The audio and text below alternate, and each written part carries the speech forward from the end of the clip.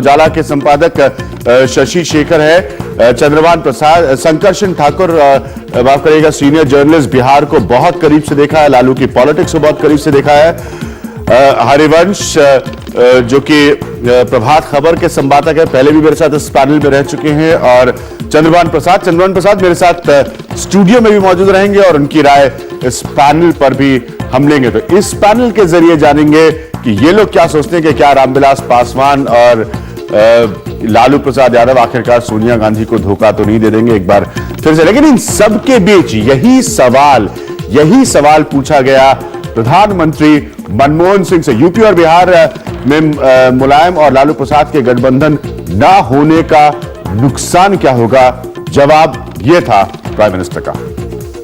I really don't know. I would have very much liked, I think, the Samajwadi Party and the other party to work together and that this thing has not materialized. I think could affect, I think, the electoral outcome to some extent. तो मनमोहन सिंह का कहना है कि कुछ हद तक असर हो सकता है इस बात का कि कांग्रेस का गठबंधन नहीं हो पाया। लेकिन शुरुआत उस रिश्ते से जिसमें न दोस्ती कभी साफ नजर आए न दुश्मनी कभी साफ नजर आए। यूपीए में सोनिया गांधी भी हैं, लालू भी हैं, पासवान भी हैं, मुलायम सिंह भी हैं, लेकिन सब अलग अलग चुनाव लड़ रहे हैं। बिहार, झारखंड और यूपी को मिलाकर 134 सीटों पर इन सो कॉल्ड एलाइज का टकराव नजर आ रहा है। यह पटना से लखनऊ होते दिल्ली का रास्ता बनाने की कोशिश है। 20 साल बाद फिर से जुटे हैं लालू, मुलायम और पासवान। पिछली बार ये एका कांग्रेस के खिलाफ था, इस बार ये किसके खिलाफ है? सब बोल रहे हैं सांप्रदायिक ताकतों के खिलाफ। और लाल की शर्मानी जी 6 महीने से कोर्ट में तेल मल रहे हैं, प्रधानमंत्री के उम्मीदवार के प्रधानमंत्री बनेंगे। यानी कि बीजेपी को परेशान होना चाहिए, लेकिन परेशान है कांग्रेस। इस चौथे मोर्चे ने 120 सीटों से उसे बेदखल कर दिया इन चुनाव में।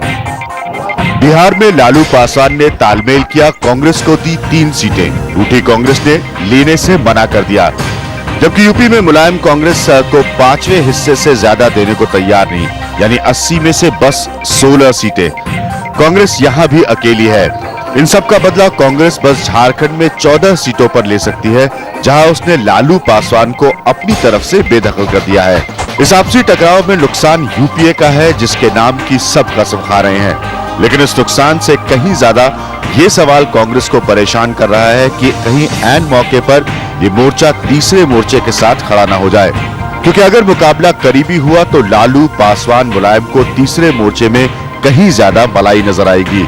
हालांकि ये दूर की कौड़ी है, लेकिन गठबंधन गठजोड़ की राजनीति में ऐसी कौड़ियां पास नजर आती हैं।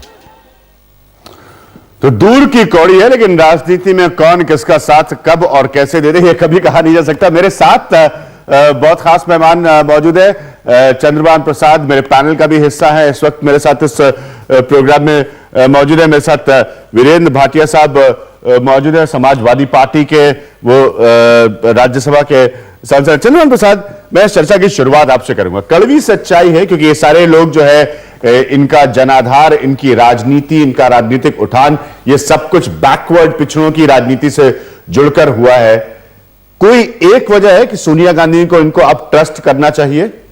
देखिए, 3 चेहरे जो दिखा रहे हैं अपने टेलीविजन चैनल पर, ये 30 साल पुराने वैचारिक दोस्त हैं और इस 30 साल के दौरान इन तीनों ने एक दूसरे को धोखा दिया है जी। तो जब 30 साल के पुराने दोस्तों को आप धोखा देंगे तो सोनिया गांधी से दोस्ती तो भी 5 साल की है। तो ये तो इनके ऊपर कोई किसी को विश्वास नहीं हो सकता। सोनिया गांधी अगर इनके ऊपर विश्वास करती है तो उनको पछताना पड़ेगा। साहब, मतलब ये ऐसे पॉलिटिशियंस हैं ही नहीं जिनके ऊपर भरोसा किया जा सकता है। अगर सोनिया गांधी ऐसा करती है तो गलत करती हैं। भारतीय रेल की ओर से माननीय श्रीमती सोनिया गांधी ने हरी झंडी दिखाई। वीरेंद्र भाटिया साहब, आप हमें सुन सकते हैं? माननीय श्री राहुल गांधी जी ने हरी झंडी जी। मेरा ये कहना है कि लालू प्रसाद यादव, मुलायम सिंह यादव, रामविलास पासवान चंद्रभान जी कह रहे थे ये पुराने वैचारिक 30 साल पुराने वैचारिक दोस्त है और इनकी पॉलिटिक्स इस तरह की है कि इन्होंने एक दूसरे पे कभी भरोसा नहीं किया। अगर सोनिया गांधी इनके ऊपर भरोसा करती तो गलत करेंगे। क्यों करे सोनिया गांधी मुलायम सिंह यादव के ऊपर भरोसा, क्यों करें? देखिए, प्रश्न ये नहीं है कि हाँ। सोनिया गांधी हम पर भरोसा क्यों करें इन शक्तियों पे, बल्कि प्रश्न ये है हाँ। कि ये गठबंधन की राजनीति का युग है। एक दूसरे की आवश्यकता होती है और इसलिए वो विश्वास करे या ना करे, जहां पर जब जो गठबंधन बनेगा उसमें उसी हिसाब से सबका निर्णय होना पड़ेगा, मानना पड़ेगा। अगर सोनिया गांधी हमारे ऊपर भरोसा नहीं रखती हैं तो फिर वो क्या ये चाहती है कि हम तीसरे गठबंधन के साथ चले जाएं? अगर साथ रहना तो एक पॉलिटिकल मजबूरी है, मतलब एक पॉलिटिकल राजनीतिक मजबूरी है और कोई वजह से साथ रहने की जरूरत नहीं है। देखिए एक बात तो आप समझ ही लीजिए हाँ। कि हमारी मजबूरी है कि हम भाजपा के साथ और सांप्रदायिक शक्तियों के साथ और जातिवादी शक्ति बसपा के साथ नहीं जा सकते, क्योंकि बसपा और भाजपा में मिली भगत चल रही है। इन शक्तियों के साथ हम किसी भी प्रकार से सरकार नहीं बना सकते, चाहे हमारे नेता को प्रधानमंत्री भी बना दिया जाए। इसलिए हमारा स्वाभाविक रूप से हमारी अप्रोच ये है कि जो शक्ति इनके बिना सरकार बना सके केंद्र में और एक स्थायी सरकार दे सके, धर्मनिरपेक्ष सरकार दे सके, जनता के साथ बात कर सके। आप दोनों ने इस प्रोग्राम की शुरुआत में बहुत दिलचस्प बात उठाई। हम जरा सा फटाक से इस बात पर नजर डालते हैं। चंद्रभान प्रसाद जी जो कह रहे थे कि 30 साल के वैचारिक दोस्त है, उनका यह कहना है कि यह मजबूरी है। जरा हम इलेक्शन पॉइंट में अलग अलग उन पॉइंट्स पर नजर डालते हैं और यही बात मैं उठा रहा हूं कि पॉलिटिकल मजबूरी है, कोई चॉइस नहीं है किसी रामविलास पासवान और लालू प्रसाद यादव के लिए। शायद आखिरकार पहला पॉइंट जो बता रहा हूं, बिहार में 15 से 20 सीटों की उम्मीद लगाई जा रही है इनके लिए, अगर अलग अलग ओपिनियन पोल्स को हम निकाल कर देखें।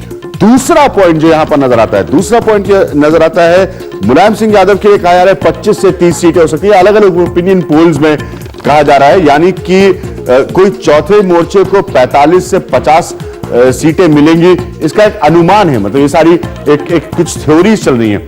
तीसरा पॉइंट, मुलायम और पासवान मायावती के रहते तीसरे मोर्चे में क्या अपनी जगह बना पाएंगे, क्या उनके लिए वो पॉलिटिकल स्पेस पैदा हो सकती है किसी तीसरे मोर्चे में। चौथा पॉइंट, चौथी बात जो नजर आ रही है, चूंकि इस मसले को छेड़ा गया कि किस तरह से पॉलिटिकल मजबूरी है, ऐसा मन मानकर उनको कांग्रेस के साथ सौदा करना पड़ेगा। और वाकई क्योंकि जो पॉलिटिकल इक्वेशंस हैं वो सब कुछ ऐसा कभी नहीं बन सकते कि वो एनडीए की तरफ चले जाए, तो कुल मिलाकर इस गठबंधन से वो दूर नहीं जा सकते। तो ये 4 पॉइंट से मैं चंद्रभान प्रसाद के पास वापस आऊंगा। चंद्रभान प्रसाद, जैसे मैंने शुरुआत में इस प्रोग्राम को कहा था, खास तरह की पॉलिटिक्स ये लोग करते आए हैं। आपने बात कही कि 30 साल पुराने वैचारिक दोस्त है, आइडियोलॉजिकल फ्रेंड्स है, तो ये टकराव, ये पावर डायनामिक्स अभी की है, आखिरकार ये सभी की कुनबे में ही नजर आएंगे।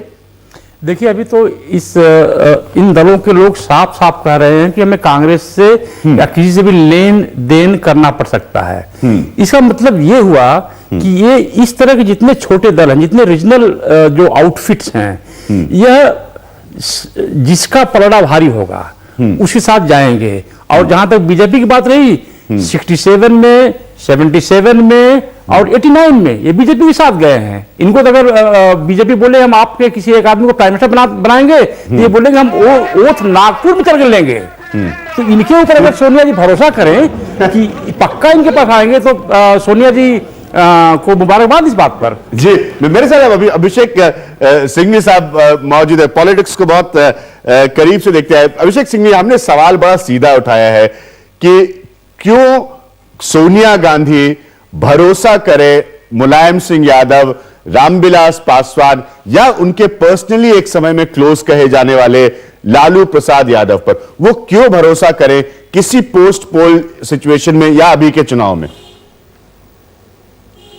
अभिज्ञान, आपके प्रश्न का पहला उत्तर है कि यद्यपि हमारा सीट में तालमेल नहीं हुआ यूपी में या बिहार में, इसका मतलब ये नहीं है कि अविश्वास होना आवश्यक है आपस में। नंबर 2, आप देख रहे हैं कि जहां बीजेपी में बिखराव है, मनभेद है, मतभेद नहीं मनभेद है, रप्चर है, बीजेडी हुआ, तृणमूल हुआ, हमारे यहाँ जो असफलता है वो सिर्फ तालमेल सीटों वाली है। हमारे यहाँ परमानेंट कोई रप्चर नहीं है। आज भी यूपीए इंटैक्ट है बहुत हद तक। अभी हाल में कई बार आरजेडी ने, एलजेपी ने, एसपी ने कहा कि हम प्रधानमंत्री का नेतृत्व मानते हैं। यहाँ तक कि जो पीएमके ने छोड़ा हमें, उन्होंने भी ये कहा कि हमारा कोई असहमति जो है प्रादेशिक है, कांग्रेस से नहीं है। तो ये एक बेसिक मूल फर्क है हमारे और एनडीए में। हमारे बीच में अविश्वास होना आवश्यक नहीं है। आखिर वामपंथी को भी ले लीजिए आप, हमसे बहुत झगड़ रहे हैं, हमारे को बहुत निंदा कर रहे हैं, लेकिन उन्होंने आखिर 4-4.5 वर्ष तक समर्थन किया। और इससे सबसे बड़ा अंतिम जो प्रश्न उत्तर है, जो अंतिम पहलू है कि ये मान लीजिए कि हम भिन्न हैं, अभी अलग अलग लड़ रहे हैं, सीट में तालमेल नहीं है। एक ब्रॉड सोच, एक ब्रॉड अप्रोच, एक फलसफा क्या इतना भिन्न है? क्या वामपंथी और एलजेपी और आरजेडी और एसपी का ओवरऑल सोच और फलसफा एनडीए से ज्यादा मेल खाता है या हमसे खाता है? तो ये सब पहलू आपको ध्यान रखने पड़ेंगे। जी, मैं वापस आऊंगा आप तीन लोगों के बाद पास। और जो बात प्राइम मिनिस्टर मनमोहन सिंह ने कही है कुछ देर पहले, उस सवाल को हम उठाएंगे इस प्रोग्राम में। उन्होंने कहा है कि लालू यादव के साथ ना रहने से या पासवान के साथ ना रहने से या कोई अलायंस ना बन पाने से यूपी में उनके हिसाब से कांग्रेस को नुकसान हो सकता है। आखिरकार कड़वी सच्चाई यह है कि इन लोगों ने एन मौके पर कांग्रेस का साथ नहीं दिया। एक ब्रॉड अलायंस की बात अभिषेक सिंह भी कर रहे हैं, लेकिन मैं बात कर रहा हूं राजनीति में विश्वास की। क्या ट्रस्ट किया जा सकता है, क्या विश्वास किया जा सकता है इन लोगों पर? एक छोटे से ब्रेक के बाद हम वापस आएंगे और इस पैनल से वापस इस सवाल को पूछेंगे और साथ में आपको दिखाएंगे कि हमारे आज के खास पैनल की राय क्या है।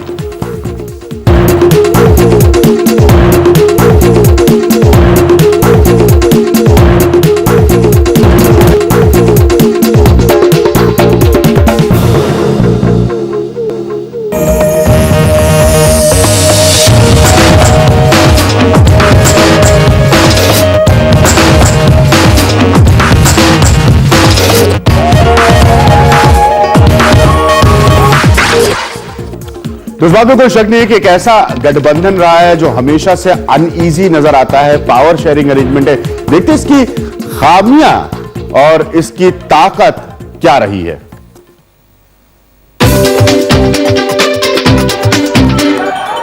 बिहार में जब कांग्रेस की गैर मौजूदगी में लालू और पासवान ने अपने समझौते का ऐलान किया तो सबसे ज्यादा चेहरा खिला होगा नीतीश कुमार का।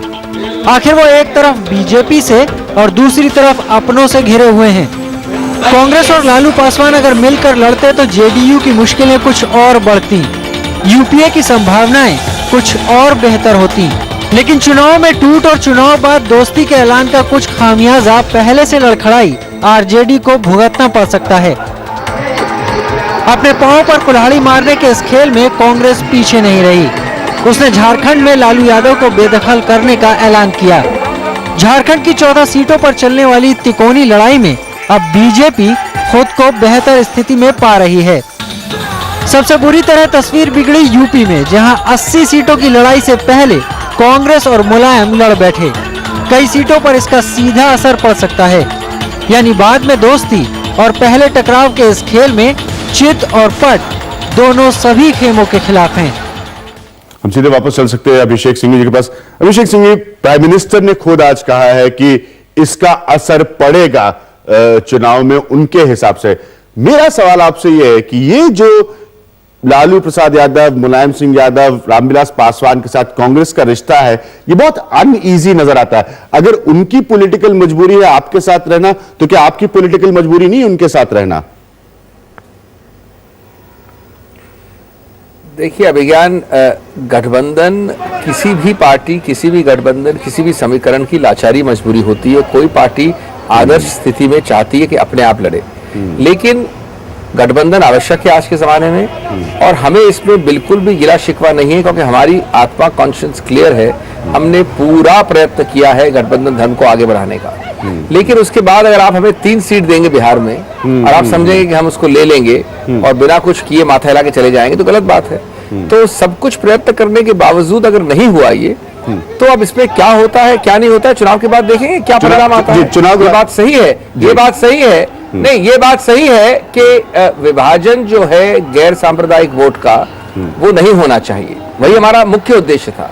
चंद्रभान प्रसाद, मैं अभिषेक बहुत जल्दी से आप मुस्कुरा रहे, सुन रहे हैं अभिषेक जी को यहाँ पर। बाद में आगे जाकर अगर हम 80 सीट या 70 सीट या 60 सीट लड़ते हैं उत्तर प्रदेश में तो उसका फायदा भी हो सकता है। ऐसी बात ना समझिए कि उसका सिर्फ नुकसान ही होगा। अब वो कहां बैठती है आंकड़े वो आप देखेंगे चुनाव के बाद।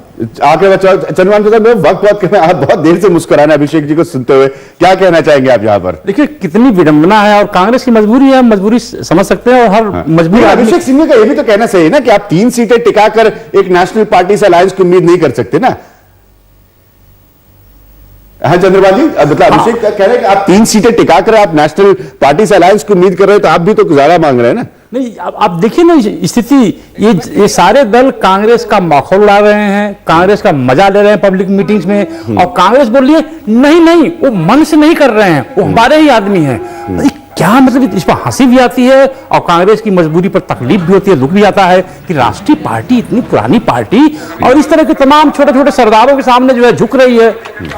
ये आप टीवी का बहुत बहुत शुक्रिया। देखिए ये चर्चा लंबी भी चल सकती है टेलीविजन पर। मैं इतना जरूर बताता हूं कि जो बात अभिषेक सिंह कह रहे थे वो कई मायने में सही है कि कोएलिशन की मजबूरियां, शायद इसीलिए पंचमढ़ी के बाद जब कांग्रेस ने मानना शुरू किया कि हम इस रास्ते पर जाने को तैयार हैं, उन्हें इस कोएलिशन की पॉलिटिक्स की सच्चाई समझ में आती होगी। हम जल्दी देखते हैं कि हमारा पैनल जो है वो इस वक्त क्या कह रहा है, उसकी राय क्या है, और देखते हैं। सबसे पहले बरखा की राय से शुरू करते हैं। बरखा क्या कह रही है इस मसले पर, उनका क्या कहना है? उनका कहना है इन लोगों पर भरोसा करना चाहिए। शशि शेखर क्या कह रहे हैं? समझौता करना पड़ेगा, इस पर हम चर्चा कर रहे थे। संकर्षण ठाकुर क्या कह रहे हैं? लालू पासवान पर भरोसा कर सकती है, मुलायम का पता नहीं, संकर्षण ठाकुर का कहना है।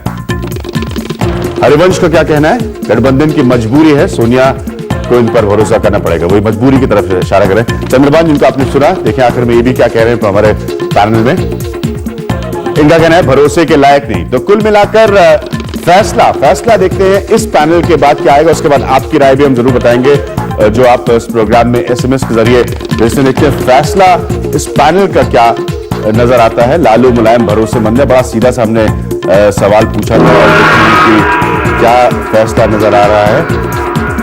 ज्यादा मतलब बटी हुई राय तो नहीं है, लेकिन थोड़ा सा टिल्टेड है, इस बात की तरफ झुकी हुई है, इस बात की तरफ कि हाँ, लोग कहते हैं कि आप लालू मुलायम पर भरोसा कर सकते हैं। थोड़ी सी ये झुकी हुई राय। आखिर में देखते हैं कि आप लोगों की राय क्या नजर आ रही है, और वो वही है जो इस प्रोग्राम के शुरुआत में थी। तकरीबन 70% मानते हैं कि आप भरोसा कर सकते हैं, 33% मानते हैं कि आप नहीं कर सकते। लेकिन एक टेलीविजन देखने वाले दर्शकों की राय, मुझे पता है चंद्रभान इससे थोड़ा सा इत्तेफाक रखेंगे, लेकिन हमारा मकसद इस प्रोग्राम में यही है, जैसे चुनाव चल रहे हैं और बदल रहे हैं, इन मुद्दों को आपकी राय के जरिए और खास पैनल के जरिए उठाना इलेक्शन पॉइंट में।